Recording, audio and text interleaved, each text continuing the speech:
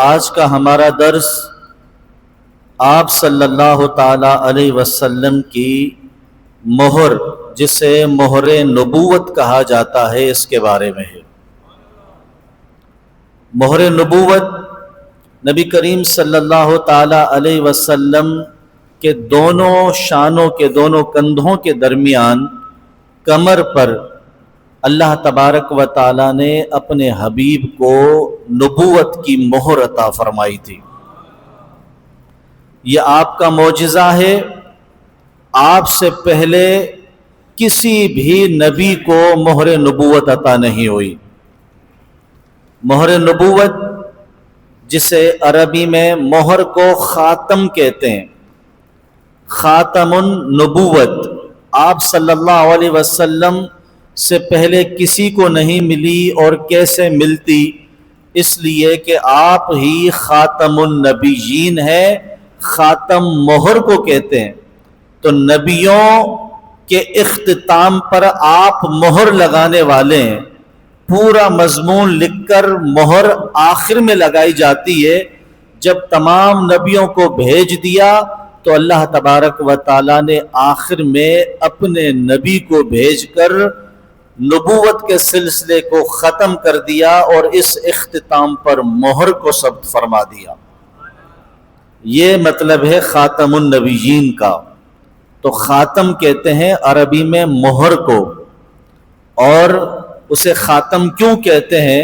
خاتم کا ایک مطلب تو اختتام بھی ہے نا، تو چونکہ مہر اختتام پر ہی لگتی ہے، مہر اوپر نہیں لگتی، مہر اختتام پر لگتی ہے۔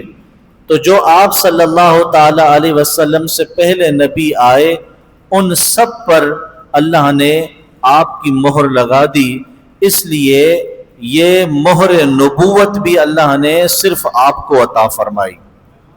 اب وہ مہر نبوت جو تھی وہ کس مقام پر تھی، اس کی وضاحت کیسی تھی؟ اللہ تبارک و تعالیٰ نے اس مہر کا بیان، جو اللہ نے بطور معجزہ اپنے نبی کو عطا فرمائی، اس مہر کا بیان اللہ نے سابقہ کتابوں میں بھی فرمایا ہے۔ توریت میں، انجیل میں، جو آپ سے پہلے کتابیں اللہ نے اتاری۔ یہی وجہ ہے کہ میں نے سیدنا سلمان فارسی، بڑے جلیل القدر صحابی ہیں، ان کے بارے میں لکھا ہے کہ آپ پہلے آتش پرست تھے۔ اسلام لانے سے پہلے آتش پرست، آگ کی پوجا کرنے والے۔ پھر آپ کے اندر حق کی تلاش کی بڑی جستجو تھی کہ حق کہاں ہے، حق کو ڈھونڈوں، ہدایت تک پہنچوں۔ تو آپ پہلے آتش پرست تھے تلاش حق میں، پھر آپ عیسائی ہو گئے۔ پھر جب آپ نے مطالعہ کیا جس میں ہمارے پیارے نبی صلی اللہ تعالی علیہ وسلم کے اوصاف کو بیان کیا ہے، تو پھر آپ نے دیکھا کہ نہیں، حق یہاں بھی نہیں ہے، حق کہیں مزید آگے ہے۔ پھر آپ مدینہ طیبہ آئے، اور اسی کتاب میں امام ترمذی رحمت اللہ تعالی علیہ نے بیان کیا ہے کہ سیدنا سلمان فارسی رضی اللہ تعالی عنہ، جو جلیل القدر صحابی ہے، آپ نے انجیل میں مہر نبوت کے بارے میں پڑھا تھا۔ جب آپ نے نبی کریم صلی اللہ علیہ وسلم کے دونوں کندھوں کے درمیان مہر نبوت کو دیکھا تو انہیں یقین ہو گیا کہ یہی آخری نبی ہے، آپ پر ایمان لے آئے۔ تو اس مہر نبوت کی وجہ سے اللہ تبارک و تعالی نے سیدنا سلمان فارسی کو ایمان کی دولت عطا فرمائی۔ یہ حدیث پاک ہے۔ اس باب میں امام ترمذی نے 8 حدیثوں کو مہر نبوت کے بارے میں ذکر کیا ہے۔ 8 حدیثیں ہیں، ان میں سے پہلی حدیث میں آپ کے سامنے بیان کر رہا ہوں۔ اس کے حدیث کے راوی ہیں صائب بن یزید، صحابی رسول ہیں۔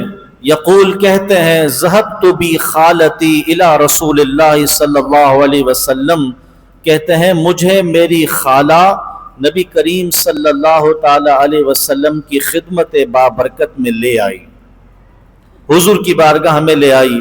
فقالت، عرض کی، یا رسول اللہ، ان ابن اختی وجع، یا رسول اللہ یہ ہے میرا بھانجا ہے، اسے درد ہے۔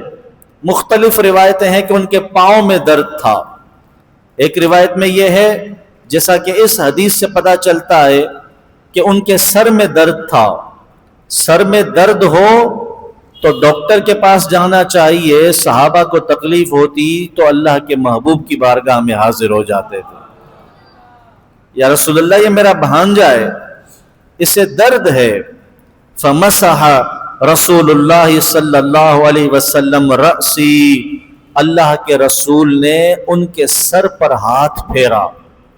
تو محدثین کہتے ہیں سر پر ہاتھ پھیرا، اس سے معلوم ہوتا ہے کہ اس بھانجے جو سیدنا صاحب ہیں ان کے سر میں درد تھا، جب ہی حضور نے سر پر ہاتھ پھیرا۔ اور اسی حدیث سے معلوم ہوتا ہے کہ اگر کسی کو دم کیا جائے تو جہاں اسے تکلیف ہے وہاں پر ہاتھ پھیرا جائے کہ یہ سنت سے ثابت ہے۔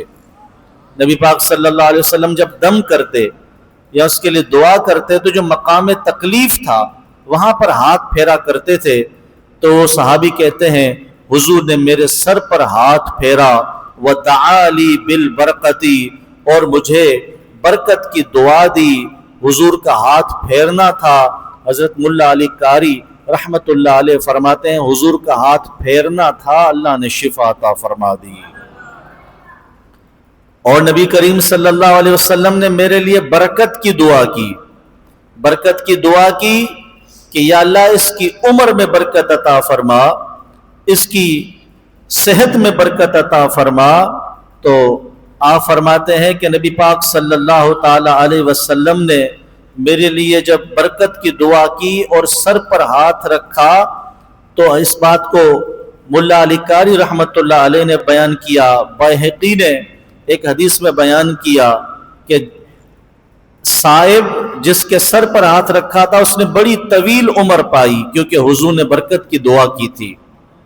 100 سال کے لگ بھگ ان کی عمر ہوئی اور سارا سر ان کا سفید ہو گیا، صرف وہ مقام جہاں حضور نے ہاتھ رکھا تھا اس جگہ کا ایک بال بھی سفید نہیں ہوا۔ تو کہتے یہ سرکار کے ہاتھ کی برکت ہے۔ اور آپ کہتے تھے حضرت صاحب کہ میری جو آج بصارت اور سماعت سلامت ہے تو یہ میرے محبوب کی دعا کی برکت سے ہے۔ وَتَوَضَّعَ، پھر آپ نے وضو فرمایا۔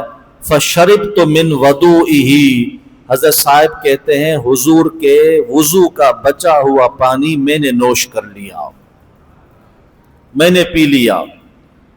وَقُمْتُ خَلْفَ ظَهْرِهِ، اور پھر میں آپ کی پیٹھ کے پیچھے کھڑا ہو گیا۔ فَنَظَرْتُ إِلَى الْخَاتَمِ الَّذِي بَيْنَ كَتِفَيْهِ، میں نے اس مہر کو دیکھ لیا جو دونوں کندھوں کے درمیان میں تھی، میں نے اپنی آنکھوں سے دیکھ لیا۔ فَإِذَا هُوَ مِثْلُ زِرِّ الْحَجَلَةِ، وہ کیسی تھی؟ فرمایا وہ کبوتر کے انڈے کی طرح تھی۔ تو یہ زیارت انہیں نصیب ہو گئی، اس معجزے کو انہوں نے ملاحظہ کر لیا۔